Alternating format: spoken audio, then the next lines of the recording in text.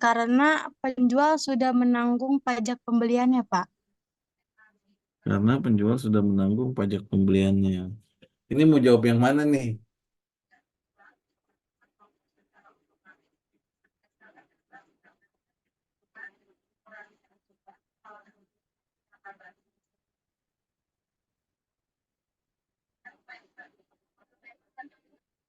Halo?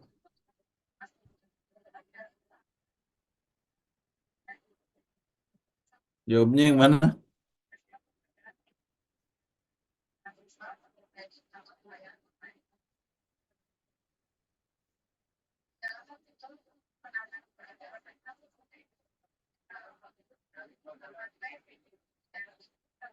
Ya, gini. Ini kan multi stage ya. Jadi dia ada tahapan nih. Bagaimana dan siapa yang nanti akan dikenakan beban. Ya, nanti eh, saya kasih pertanyaan lagi setelah saya jawab ini ya. Bukan jawab setelah saya menjelaskan ini. Nah, jadi dalam proses distribusi barang itu tentu ada hulu ke hilir. Ya, kalau bicara barang distribusi justru pasti dari produsen Ke terus konsumen. mengalir sampai ke konsumen akhir ya. Jadi konsumen itu banyak ya, bisa distributor. Distributor konsumen bukan konsumen bagi produsen. Agen besar konsumen bukan konsumen bagi distributor. Agen besar, agen kecil konsumen bukan konsumen bagi agen besar. Terus sampai ke toko-toko, ke warung-warung dan terakhir ya pembeli ya yang merupakan konsumen akhir ya gitu. Contohnya ya sering saya jelaskan di beberapa waktu lalu ya tentang produsen ini ya. Apapun itu jenisnya produsen misalnya yang paling mudah dipahami ya tentang air. Ya, ketika teman-teman beli air, misalnya harganya 1.000 dari produsen, dijual ke distributor, harganya 1.000 ya atau 1.500 gitu. Ya, PPN-nya berapa? PPN-nya hanya 150 ya. Maka distributor membayar berapa? 1.650. Kenapa? Karena di sana ada PPN-nya sebesar 150 gitu. Yang mungut siapa? Yang mungut produsennya gitu. Ya, karena distributor dipungut PPN, maka distributor mencatat pemungutan PPN itu sebagai pajak masukan ya. Nah, sebelum itu saya jelasin lagi. Jadi di PPN itu ada keluaran dan pajak masukan. Apa itu pajak masukan? Ada yang tahu? Pajak yang kita terima habis membeli barang.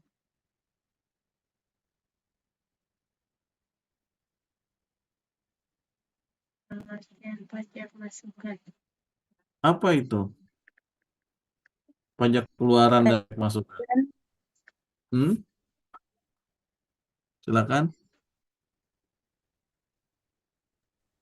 Pada saat membeli atau memperoleh BKP atau JKP akan dipungut PPN oleh PKP penjual. Bagi pembeli, PPN yang dipungut oleh PKP penjual tersebut merupakan pembayaran pajak di muka yang disebut dengan pajak masukan. Ya. Pembeli berhak menerima. Jadi gimana? Apa itu pajak keluaran dan pajak masukan? Kalau PPN masukan itu pajak yang dikenakan pada Mm-mm. saat Gimana? atau PKP membeli barang atau jasa yang Suaranya putus-putus, coba dideketin. kalau PPN masukan itu adalah pajak yang dikenakan pada saat pengusaha kena pajak atau PKP membeli barang atau jasa yang kena pajak. Kalau pajak pengeluaran, pajak yang dikenakan ketika PKP menjual barang atau jasa yang kena pajak. Oke ya. Jadi pajak keluaran itu pajak yang dicatat ketika perusahaan melakukan penjualan barang. Ya, ketika dia menjual barang, maka dicatat sebagai pajak keluaran PPN-nya. Nah, lain halnya ketika dia melakukan pembelian barang, maka dicatat oleh perusahaan sebagai pajak masukan. Gitu. Ya, jadi tahu ya, pajak masukan dan pajak keluaran ya. Kalau pajak keluaran itu dicatat ketika perusahaan melakukan penjualan barang, kalau pajak masukan itu dicatat ketika perusahaan melakukan pembelian barang, ya, gitu. Nah, di sini ada PK dan PM, pajak keluaran dan pajak masukan. Tuh, ya. Nah, pajak keluaran berarti produsen dia memungut PPN, ya. Kalau pajak masukan, kalau keluaran dia memungut PPN, kalau pajak masukan dia dipungut PPN gitu. Ngerti kan ya istilah memungut dan pungut, ngerti ya. Kalau dia memungut, dia menjual. Kalau dia dipungut, berarti dia membeli. Ngerti nggak? Masih bingung? Ngerti, Pak.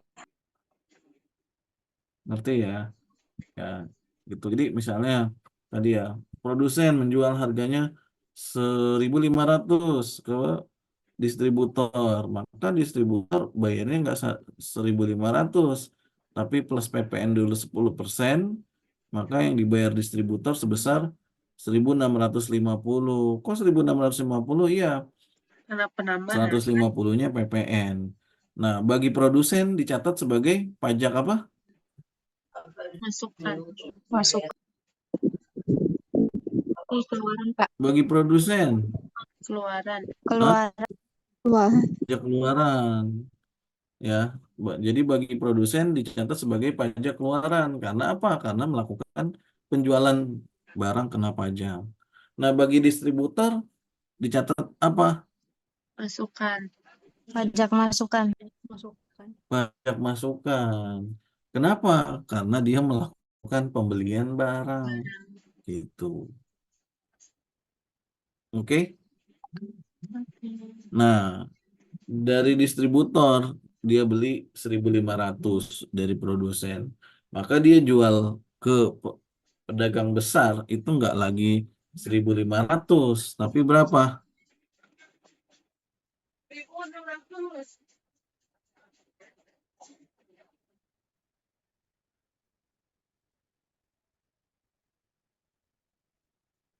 Gimana? Berapa? Tapi dia jual berapa? Bukan 1.500, misalnya 1.800 ke pedagang besar. Ya, maka bagi perusahaan distributor dia menjual ke pedagang besar 1.800. Maka dicatat PPN-nya oleh distributor berapa dan masuk dan apa? Pajak keluaran atau pajak masukan oleh distributor?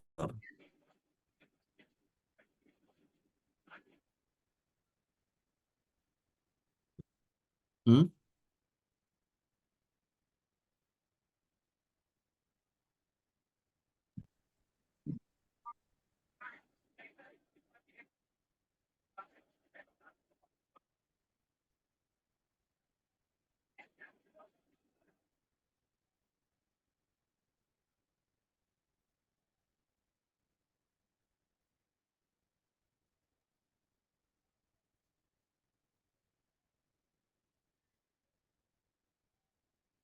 Hmm?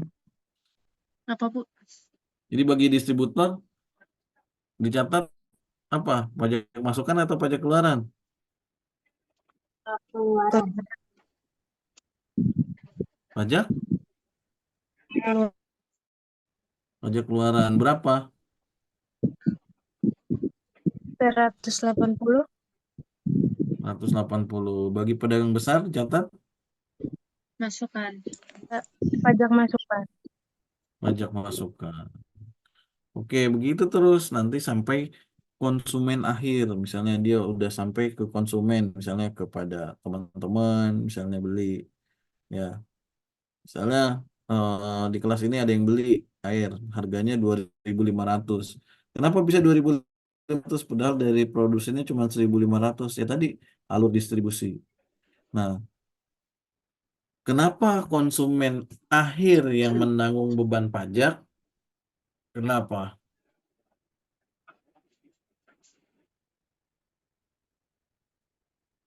Karena melalui proses.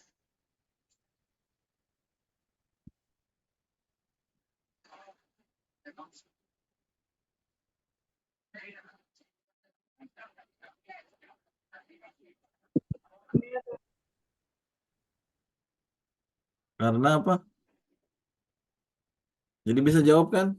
Kenapa konsumen akhir yang menanggung beban pajak PPN? Kenapa?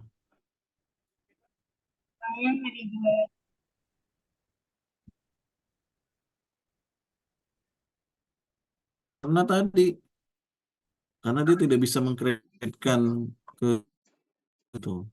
Karena dia yang mengkonsumsi air. Ya, jadi ketika dia mengkonsumsi babut, misalnya air mineral tadi, dia konsumsi kan, dia nggak jual lagi. Sedangkan kalau yang lain kan dijual lagi. Konsumen akhir lah yang menanggung beban PPN. Nah, bagi yang lain ya tidak ditanggung PPN-nya, ya. Walaupun dia melakukan transaksi pembelian atau eh, dicatat sebagai pajak keluaran atau pajak masukan, tapi bagi perusahaan tersebut dia tidak merupakan beban, ya. Kenapa? Karena PPN itu ya nol gitu, ya.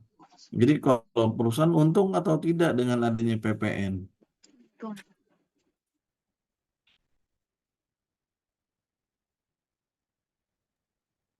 Untung karena ditambah nilainya. Karena ditambah nilainya.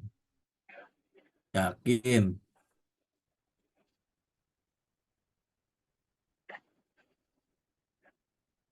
Jadi perusahaan untung nggak? Tadi kata temannya untung.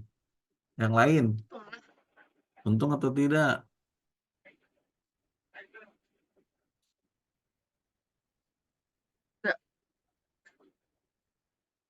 Enggak. Enggak.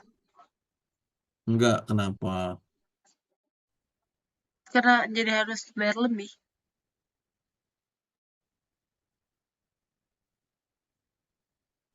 Karena PPN disetor ke negara, bukan untuk perusahaan itu. Ya, iya, gimana argumentasi? Namanya pajak pasti setor ke negara.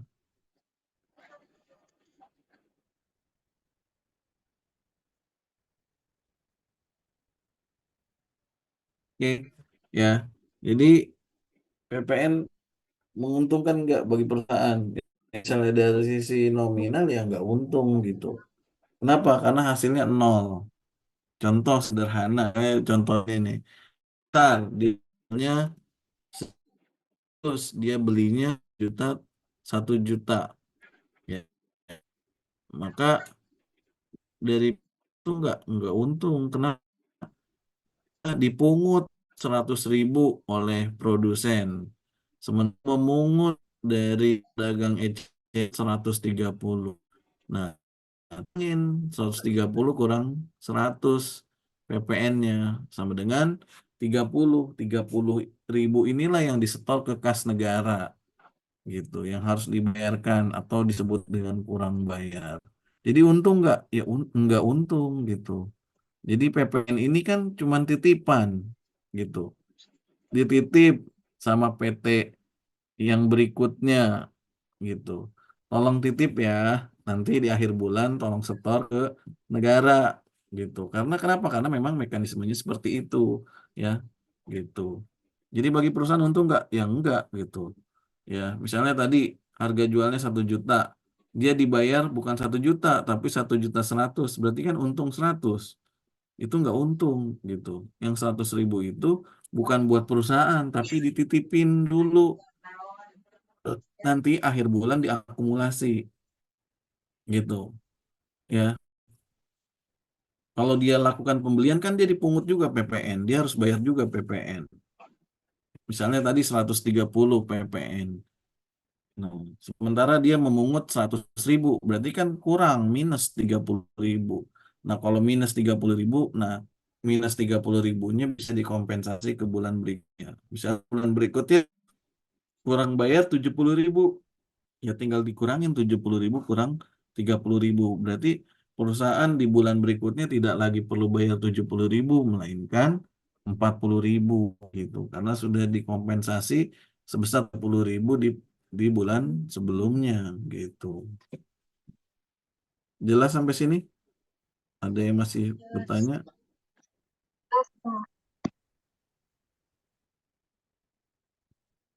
Ada? Oh, nggak ada, next.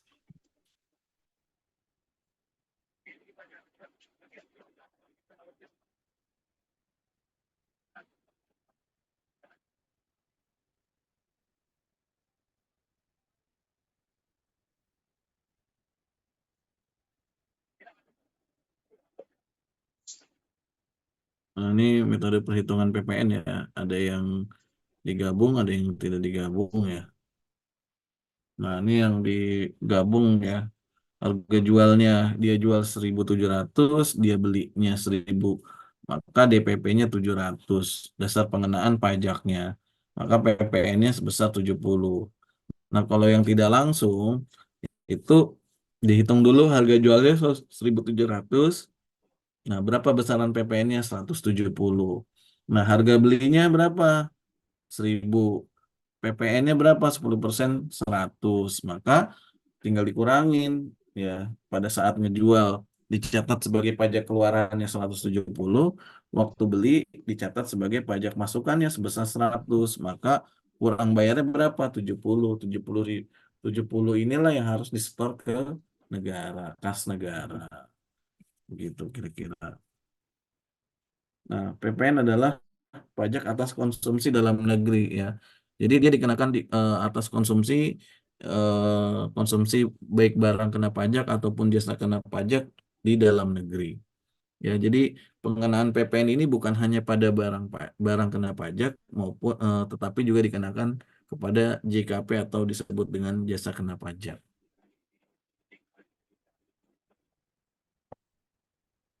Nah, mekanisme PPN di Indonesia ini ada 3 jenis ya. Umumnya yang pertama yang paling banyak terjadi di Indonesia yaitu indirect subtraction method. Ya, jadi dipungut oleh pihak ketiga ya. Jadi nggak langsung ya. Beda yang nomor 2 itu langsung ya, gitu. Maksudnya gimana? Tadi, nah harusnya ketika ada kedua belah pihak nih, misalnya kaitan dengan pajak berarti kaitan dengan KPP atau negara, ya. Nah ketika eh, pajak tentu selalu ada objek dan subjeknya, ya. Nah harusnya duanya jelas nih, subjek pajak langsung ke kas negara, tapi untuk PPN enggak. Kenapa? Karena dia dipungut oleh pihak ketiga gitu, ya. Jadi PPN ini dipungut oleh Pihak ketiga. pihak ketiga gitu. Maka disebut sebagai pajak tidak langsung. Harusnya langsung disetor ke kas negara, tapi untuk pencatatannya, pembebanan pencatatannya bukan pada pembeli tapi pada penjual gitu. Ya. Jadi setiap PKP yang menyerahkan BKP atau JKP wajib membuat faktur pajak. Nah, syarat untuk membuat faktur pajak bagi perusahaan yaitu harus PKP. dikukuhkan dulu sebagai PKP. Apa itu PKP? Perusahaan kena pajak. Ada yang Pengusaha tahu? kena pajak. Pengusaha kena pajak, betul. Ya, jadi urutannya setelah mendirikan SIU, PPN, dan lain-lain. Setelah itu semua lengkap, maka perusahaan harus harus dikukuhkan sebagai PKP karena nanti dia sudah jadi perusahaan, misalnya badan hukum, ya misalnya PT apa. Nah, tapi dia tidak dikukuhkan sebagai PKP, maka dia tidak bisa menerbit faktur pajak gitu. Maka biasanya umumnya ketika perusahaan baru berdiri, tidak lama dia proses untuk pengajuan PKP, pengusaha kena pajak. Setelah dia dikukuhkan di PKP, barulah dia bisa menerbitkan faktur pajak. Nah, jadi apa manfaat faktur pajak ini ya? Jadi ketika dia melakukan perusahaan tersebut penjualan, maka dikenakan PPN ya, pajak pertambahan nilai gitu. Ya, kalau dia melakukan penjualan maka dicatat sebagai pajak keluaran ya, pemungutnya PPN tersebut. Nah, kalau dia membeli, maka dia di PPN oleh siapa? Oleh jual gitu. Maka dicatat sebagai PPN masukan ya kalau membeli barang ataupun dia kena pajak. Sampai sini ada yang mau ditanyakan? Belum.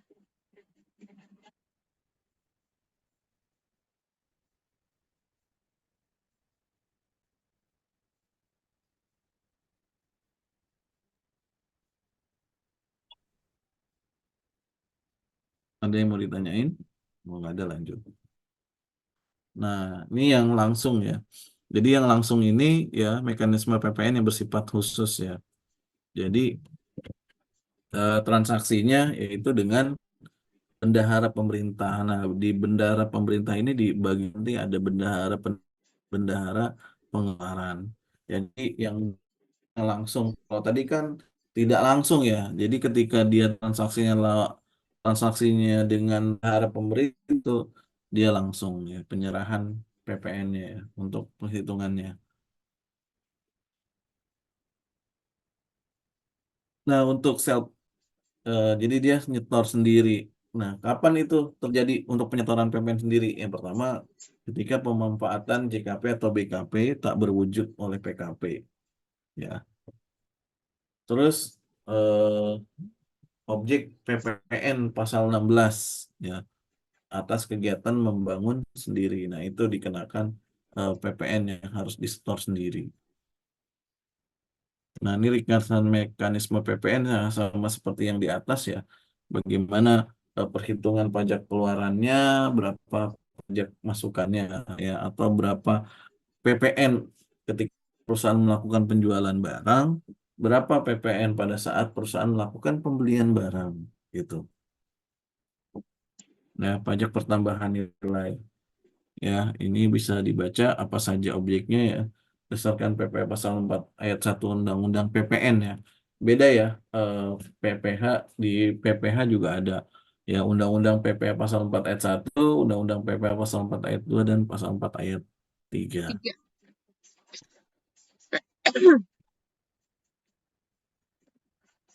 Selanjutnya, nah ini objek pajak ya, PPN dikenakan atas penyerahan barang di daerah pabean oleh pengusaha, impor barang kena pajak, penyerahan jasa kena pajak, terusnya silakan dibaca. Nah, yang tadi ya, jadi ketika dia melakukan kegiatan sendiri, maka dia harus melakukan laporan pajaknya ya untuk hal ini PPN. Ya, di sini dijelaskan tentang PPN ya, pajak pertambahan nilai pasal 16 atas kegiatan membangun sendiri maka dikenakan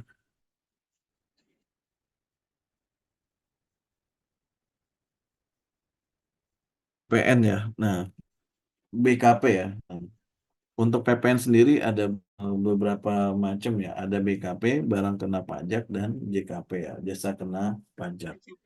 Nah, kita masuk ke barang kena pajak dulu. Jasa yang kena pajak. Ya. Nah, barang kena pajak ini dia dibagi menjadi dua jenis dulu ya. Namanya yaitu ada barang berwujud, ada barang tidak berwujud.